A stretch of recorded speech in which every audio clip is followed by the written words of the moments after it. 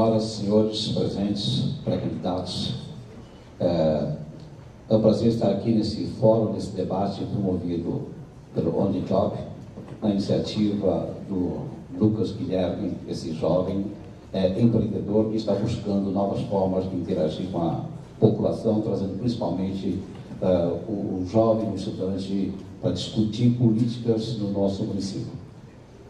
Com relação a esse primeiro painel, eu, lá atrás, quando participava da DVB, Associação dos Dirigentes de Vendas e Marketing do Brasil, nós tínhamos almoço com pré-candidatos.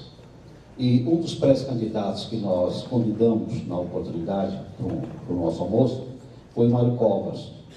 E é interessante porque esse exemplo me ficou muito claro na mente, porque no caso os políticos, os executivos que se elegem, no caso prefeitos das cidades ou dos governos, eles têm duas grandes vertentes para poder realizar seu trabalho.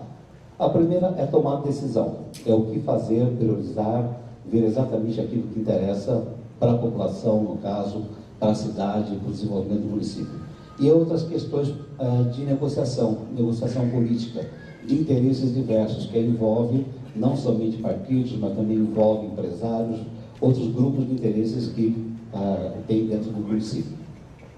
E é interessante citar esse fato, porque na oportunidade o Mário Covas disse assim, que se ele assumisse, se ele fosse eleito, ele contrataria uma empresa de consultoria para fazer uma tomada de decisão para eleger os principais projetos da cidade, no caso da cidade não, do estado, que ele era então candidato a governador, para poder, no caso, tocar de maneira mais isenta possível.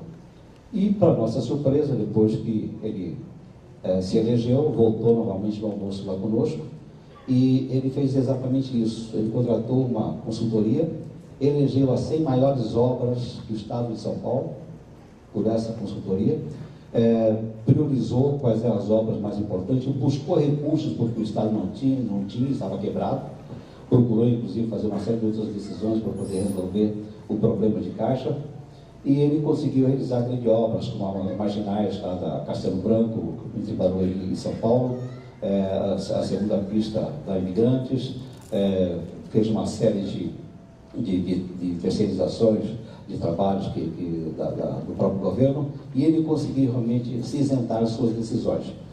Quando age dessa forma político, quando ele toma as decisões e não há negociação entre partidos ou, no caso, entre interesses outros, evidentemente ele cria uma certa animosidade, um certo problema, porque a negociação faz parte da questão política. E ele conseguiu fazer isso realmente com grande isenção. Outro exemplo que eu posso citar foi Jânio Quadros. Jânio Quadros nem preciso citar a questão política toda que ele abrangeu, mas ele focou aquilo que era necessário para São Paulo e, evidentemente, ele teve muitas divisões de interesses outros e ele centrou exatamente naquilo que deveria ser feito e conseguiu fazer um bom governo.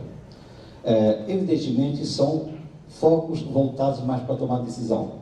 Nós temos outros que fizeram grandes trabalhos que juntaram tanto a tomar decisão, mas também a questão de negociação. Jaime Lerner, por exemplo, à frente da Prefeitura de Curitiba. É um trabalho até hoje memorável, ele é referenciado no mundo inteiro, o trabalho que Jaime Lerner legou e deixou para Curitiba. E eu acompanhei, porque morei em São Caetano do Sul, o trabalho do Tortorello, né, do Luiz Olinto Tortorello. Ele focou basicamente a sua gestão em cima do IDH. Eu vi atrás de mim alguém comentando sobre o IDH, né? Alguns dos pré-candidatos estavam comentando sobre isso. Então, que é o Índice de Desenvolvimento Humano Municipal, IDHM. Então, os três principais pontos do IDHM, que é justamente a questão da educação, a questão da renda nacional bruta e a questão principalmente aí da saúde, ele focou em cima disso. E São Caetano do Sul é o primeiro município em IDH do Brasil. Continua sendo, desde lá de trás, desse trabalho que ele fez. Então, todas as decisões políticas foram feitas em cima do IDH. E ele conseguiu fazer o município ser o primeiro IDH no Brasil. No caso aqui de Bauru, ele está no 37ª posição, nosso IDH é 0,801, eu vi esse comentário atrás ali, exatamente isso, a diferença é 0,862, né, que é o primeiro lugar, no caso São Caetano, e 801. E aí entra as questões, quer dizer, Qual é exatamente o foco? Qual é a forma inteligente para se fazer um governo e conseguir um excelente resultado em termos da cidade de Bauru?